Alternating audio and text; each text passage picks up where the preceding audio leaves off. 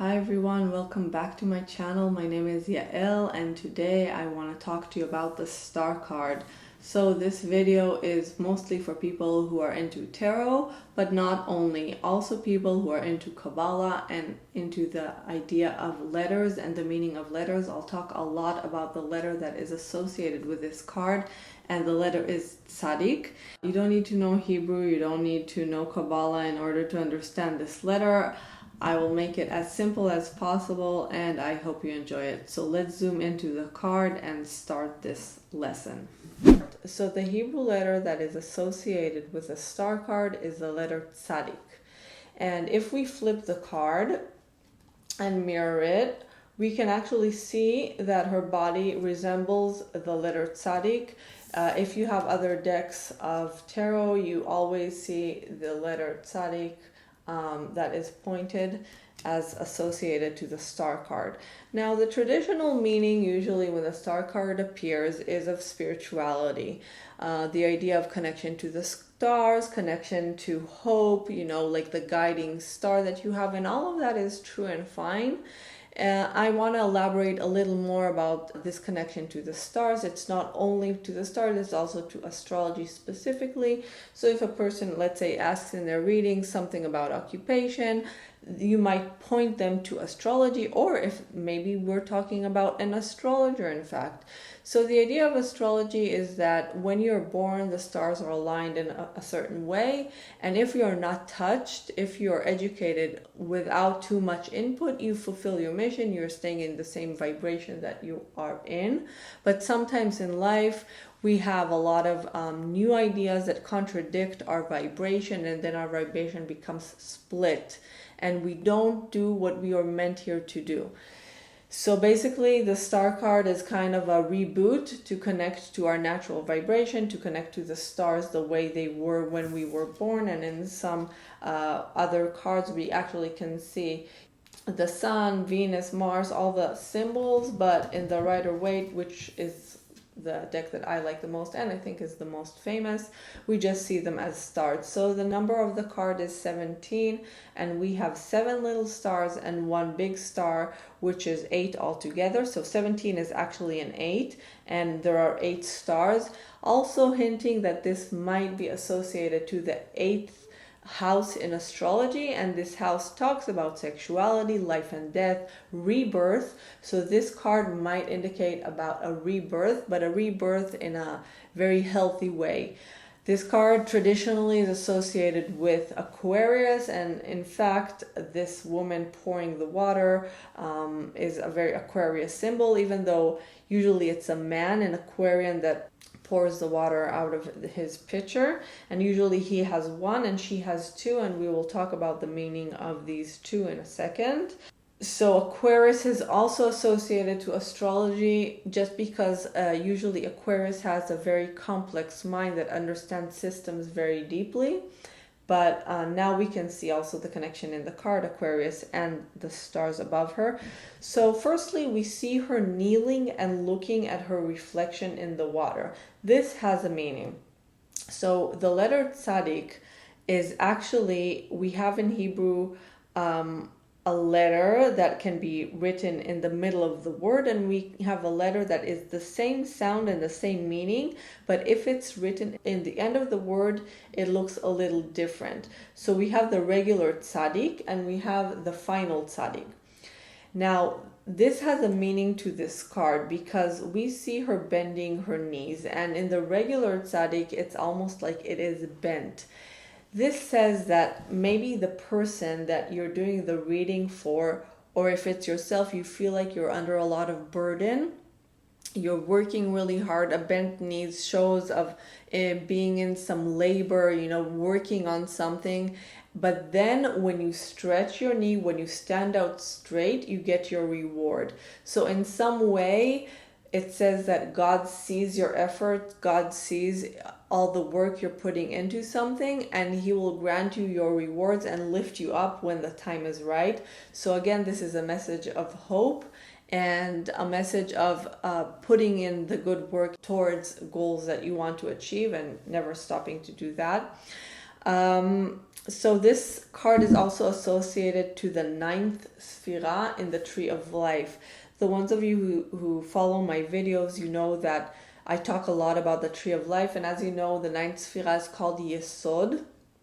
And Yesod is about purity and sexual purity as well. So Yesod is also associated with the moon and with everything to do with the subconscious. So this is another hint that this card is associated with the eighth house, which is also a subconscious house.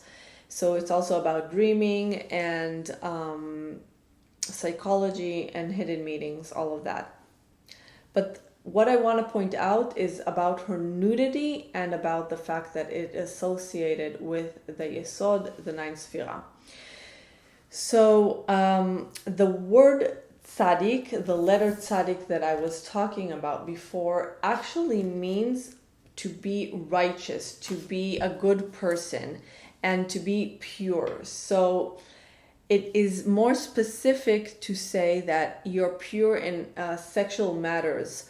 So a person that is a tzaddik, like the word tzaddik, is a person that knows how to keep himself pure in what he's looking at, pure in what he's saying, pure in what he's thinking, but also sexually pure. So when he's sexually pure, like for example, Joseph in the Bible, he kept himself very, very sexually pure, and he was granted a lot of abundance. So this is also a hint that maybe the person you're reading this card to could show that this is the time to keep yourself very pure in matters of sexuality, both on what you're looking at, what you're engaging in order to get your blessings. So the idea that she's pouring two pitchers, and one is in the water and one is on the ground. First, let's focus about the fact that she's kneeling and bending and looking at her reflection. So this idea means that, when we look at our reflection shows us what we project to it. And this is also a message for a person that gets this card. It's like if you smile at life, life will smile back to you. And this is another meaning to this. Like the energy you're putting into something is the energy you're getting back. So the point is, if you want to change your relationship, you want to change your job, you need to do a lot of self-work of how you treat it, how you look at it, and in the same way that will reflect back to you.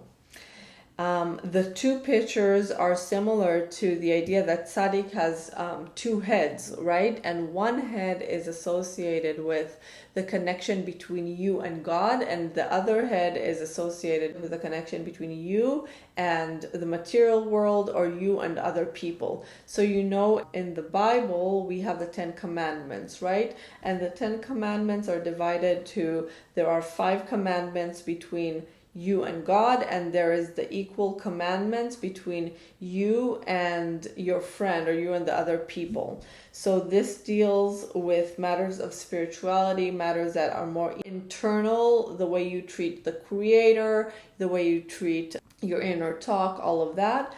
And then there is your actions in the physical world, how you treat your friends, how you treat your family, anybody you're engaging in.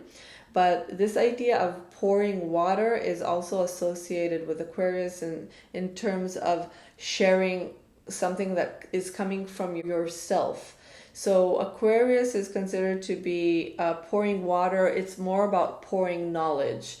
So Aquarius people usually collect a lot of knowledge in themselves, and when the time is right, they pour and they share with others. So for example, this could be about, let's say if a person is creative, so it's a message that the time is right to now share your ideas, share whatever you wanted to bring to the world. The time is supporting you to do that. I think that also we have here little flowers on the ground. This could be connected to fertility, a season that now is blooming for you. There are some more meanings here about the tree and the dove. This bird sometimes is not a dove, is an ibis, and this tree is sometimes just a regular tree and not the tree of life. But we can see in other tarot cards, This one on the right is a tree of life. This one here looks like some sort of wheel, astrological wheel or something of that sort. Sometimes this is the tree of wisdom that is here, and you see here also the dove. The dove is associated with some sort of peace and accepting people and accepting yourself with unity and peace of mind. So this card is bringing the message that you will come to a point of feeling very peaceful, feeling like you're accepting others for who they are, not judging them. And that's also connected to the reflection, right? So if you're not judging someone, that person would not judge you back. And the tree of life, of course, as we know, that these are the forces that created the universe. You know, we have 10 spheres. These are 10 energies that God created. The universe actually created man, and that's a hint also to connect to the spheres that you are most powerful in. So in a way, this card can send you to a self-exploration of, you know, what am I here for? What are my talents? People that might be asking questions like, what is my mission in the world, might get this card to point them back to investigating where they were born, why they were born in that to these parents or in this country, like to really look into the talents that God gave them in order to understand better what their mission is. Another association with the letter tzaddik and with this card is about growth.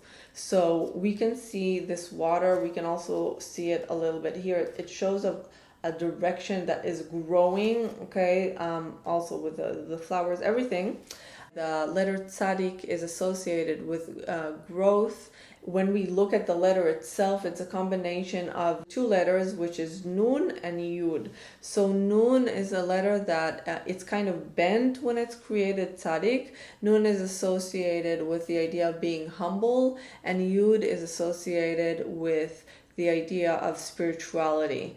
So when you combine those together, you get the tzaddik, and again shows of qualities of yourself that you want to maybe bring forward, or for the person you're reading this card to, like being more humble, doing things right, connecting to spirituality. And maybe this is a sign that you're dealing, let's say if you're opening this card for somebody, you're dealing with a highly spiritual individual.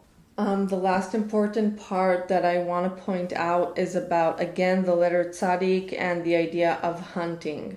So in Hebrew, we say tzaddik, but it can also be tzadi, and this actually means to hunt. And what does this mean in association with this card? This means to hunt our, let's say, impure desires. So in Christianity, you would refer it as the devil, but in Judaism, we don't say that it is the devil. We just say it is the bad impulse inside of us. Now, the idea is that we can't kill it, okay? It's part of us, but what we want to do is we want to capture it, we want to hunt it, and we want to direct it now to a place that can help us develop. So this letter and this card is also about understanding maybe our impurities, or I don't know if to call it impurity, but things that maybe drag us to a negative place, and knowing how to transmute it so that energy can drive us forward to a positive place. It's almost like there is, let's say, the white horse and the black horse, and the black horse would be that exact kind of impulse that I'm talking about, the animalistic impulse. So the idea is to hunt it and take it and put it like on the carriage that will drive us forward. Let me give you an idea. Let's say there are kids in the classroom. So when we are teenagers, usually our hormones are, to the roof, right? And instead of, let's say, being rascals or engaging in things that maybe are illegal or not very responsible, the idea is you can take all of that enthusiasm into studying or into being excited about expression or about any talent that you have, okay? Because you have so much energy when you're in that age. So knowing how to direct it in a way that drives you forward is the best thing to do. And in fact, a lot of people only reach a higher place in life later on because they didn't know what to do with all their sexual impulses when they were younger, and they wasted a lot of time and a lot of energy engaging with too many people or too many things instead of taking that impulse and driving it to the right place. And by the way, that's also discussed in Napoleon Hill's book called Think and Grow Rich. He talks about it in chapter 11, sexual transmutation, about how to take that sexual nature that we have and turn it into a desire and a goal and take it as a potential energy. So this is also in this card, how to take something that didn't give us our desired result, how to hunt it and take it so it drives us forward. And that's all in the letter Tzaddik, and of course in our actions that are connected to God and connected to our friends, that they both flow together in the right way. So I hope you like this video. If you have comments, things to share, please write them down. Thank you very much for watching. Bye.